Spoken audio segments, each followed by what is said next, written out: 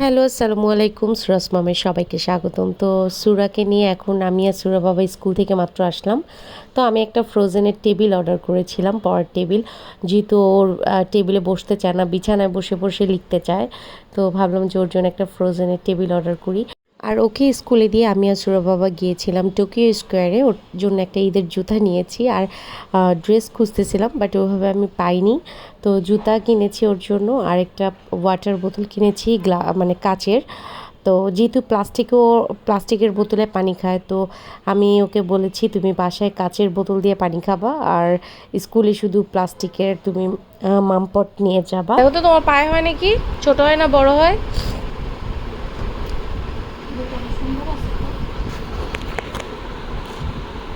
একটু বড় হয়েছে, ঠিক আছে, একদম ঠিক আছে।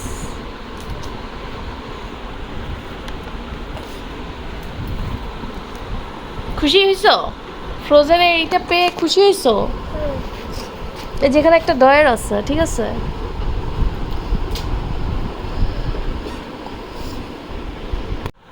তোমার ভালো লাগছে আম্মু? হ্যাঁ, তুমি খুশি হয়েছো? হ্যাঁ, যাও ড্রেস খুলে নাও, ফ্রেশ হয়ে নাও, একটু বাতাস খেয়ে তারপর হচ্ছে ঠান্ডা হয়ে তারপর গোসল করতে হবে, ঠিক আছে? আমি মাত্র স্কুল থেকে বাসায় আসলাম। আর গতকাল পরশু রাত থেকে আম্মু অনেক সিক হয়ে পড়ছে। কালকে সারাদিন আম্মু বেডে ছিল, বেড থেকে নামতে পারে না, এবং তানিয়াও ভীষণ অসুস্থ। তো গতকালকে আমি স্কুলে যাই নাই, আমি বাসায় রান্না বান্না করছি। বাট আজকে যেহেতু সুরার স্কুলে লাস্ট ডে ছিল, ওদের পরশু থেকে হচ্ছে এক্সাম শুরু, ফাইনাল এক্সাম। তো আজকে আমাকে যেতে হয়েছে। তো আম্মুই অসুস্থ শরীর নিয়ে রান্না করছে, এবং বাসার মোটামুটি সবাই অসুস্থ। আমার মেয়ের ঠান্ডা ছিল, কাশি ছিল অনেক। আমার আব্বা সেদিন একটা দাওয়াতে গিয়েছি, ওখানে গিয়ে অসুস্থ হয়ে গেছে। এখন আব্বা একটু ঠিক হয়েছে, বাট আম্মু, তানিয়া এরা অসুস্থ, এবং আমার চোখ মুখ ফুলে গেছে হচ্ছে ঠান্ডায়। মোটামুটি বাসায় সুরা বাবা আর আমার ছোটো ভাই বাদে সবাই মোটামুটি অসুস্থ। তো আজকে আম্মু এই শরীর নিয়ে, অসুস্থ শরীর নিয়ে কী কী রান্না করছে সেটাই আমি এখন দেখাই। আম্মু আজকে রান্না করছে, ভুনা খিচুড়ি রান্না করছে, বেগুন ভাজা করছে, আর হচ্ছে গিয়ে মুরগি রান্না করছে।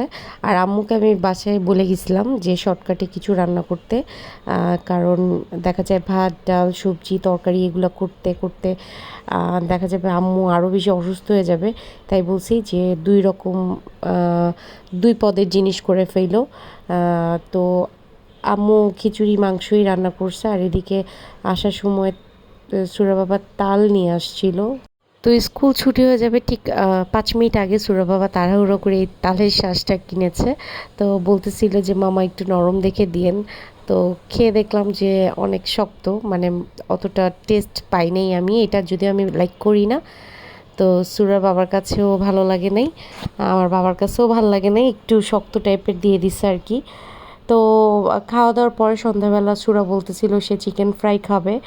তো প্রতিবার ইন্ডিয়ান স্পাইসিতে নিয়ে যাই, এর কারণ হচ্ছে ইন্ডিয়ান স্পাইসিতে একটু বাচ্চাদের খেলার জায়গা আছে, ওইখানেও বারবার যেতে চায়, এবং ওদের খাবারটা আমার কাছে ভালোই লাগে। তো আজকে সুরা বাবা বললো যে আমরা চলো বিএফসিতে যাই। তো বিএফসিতে আসার পরে যখন দেখছে খেলার কিছু নেই, তার মনটা খারাপ হয়ে গেছে, এখানে খেলার কিছু নাই কেন। তো আমি বললাম যে আম্মু এখানে নাই। তো সে খুব মন খারাপ করে চিকেন খাচ্ছিল আর কি।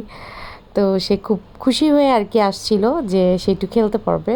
যখন দেখছে আমরা বিএফসিতে আসছি, তার মনটা খারাপ হয়ে গেছে। তো সুরা চিকেন খাচ্ছে, আর এদিকে সুরা বাবা আর আমার জন্য চিকেন নেওয়া হয়েছে।